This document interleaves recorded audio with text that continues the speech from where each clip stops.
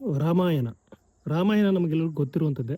ಈ ರಾಮಾಯಣವನ್ನು ನಿತೀಶ್ ತಿವಾರಿ ಅವರು ವಿಭಿನ್ನವಾಗಿ ಒಂದು ಹಾಲಿವುಡ್ ರೇಂಜಿಗೆ ಒಳ್ಳೆ VFX ಯೂಸ್ ಮಾಡಿ ಒಂದು ಥ್ರಿಲ್ಲಿಂಗ್ ಎಲಿಮೆಂಟ್ ರೀತಿ ಈ ಒಂದು ಸಿನಿಮಾನ ಕಟ್ಟಿಕೊಡ್ತಾ ಇದ್ದಾರೆ. ಒಂದು ಭಾಗದಲ್ಲೇ 2 ಭಾಗದಲ್ಲಿ ಈ ಸಿನಿಮಾ ಬರುತ್ತೆ. ಈ ವರ್ಷ ದೀಪಾವಳಿ ಅಂದರೆ 2026 ದೀಪಾವಳಿಗೆ ಒಂದು ಮೊದಲ ಪಾರ್ಟ್ ರಿಲೀಸ್ ಆಗುತ್ತೆ. ಮುಂದಿನ ವರ್ಷ ಅಂದರೆ 2027 ದೀಪಾವಳಿಗೆ ಪಾರ್ಟ್ 2 ರಿಲೀಸ್ ಆಗುತ್ತೆ. 2 ಭಾಗದಲ್ಲಿ ರಾಮಾಯಣದ ಕಥೆಯನ್ನು ಹೇಳ್ತಾ ಇದ್ದಾರೆ. ಮೊದಲ ಭಾಗದ ರಾಮನ ಇಂಟ್ರೊಡಕ್ಷನ್ ಕೊಡುವಂಥ ಟೀಸರ್ ಹನುಮ ಜಯಂತಿ ಇದೆ, ಏಪ್ರಿಲ್ 2ನೇ ತಾರೀಕು. ಸೊ ಆ ದಿನ ಈ ಒಂದು ಟೀಸರ್ ರಿಲೀಸ್ ಆಗಿದೆ.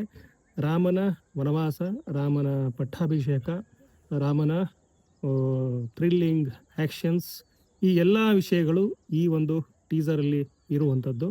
ತುಂಬ ವಿಶೇಷವಾಗಿ ಈ ಒಂದು ಫೀಲ್ ಕೊಡುತ್ತೆ. ಇಲ್ಲಿ ಇನ್ನೊಂದು ತುಂಬ ಗಮನಕ್ಕೆ ಬರುವಂಥದ್ದು ಅದೇನೆಂದರೆ ರಾವಣನ ಮುಖ ತೋರಿಸಲ್ಲ, ಆದರೆ ಅವನ ಪುಷ್ಪಕ ವಿಮಾನ, ಅವನ ನಡೆ, ಅವನ ಉಡುಗೆ, ಅವನ ತೊಡುಗೆ, ಕಪ್ಪು ಬಣ್ಣದ ಪೋಷಾಕು, ಈ ಎಲ್ಲವೂ ಈ ಒಂದು ಟೀಸರಲ್ಲಿ ಕಾಣಿಸುತ್ತೆ.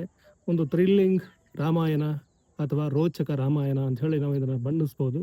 ಆ ಥರದ ಒಂದು ಟೀಸರ್ ಈಗ ಹೊರಗೆ ಬಂದಿರುವಂಥದ್ದು. ಸೊ ನಿತೀಶ್ ತಿವಾರಿ ಈ ಚಿತ್ರದ ನಿರ್ದೇಶಕರು. ರಾಮನಾಗಿ ರಣಬೀರ್ ಕಪೂರ್ ಈ ಒಂದು ಚಿತ್ರದಲ್ಲಿ ಅಭಿನಯಿಸ್ತಾ ಇದ್ದಾರೆ. ಹಾಗೆಯೇ ಸೀತೆಯ ಪಾತ್ರದಲ್ಲಿ ದಕ್ಷಿಣದ ನಟಿ ಸಾಯಿ ಪಲ್ಲವಿ ಆ್ಯಕ್ಟ್ ಮಾಡಿರುವಂಥದ್ದು.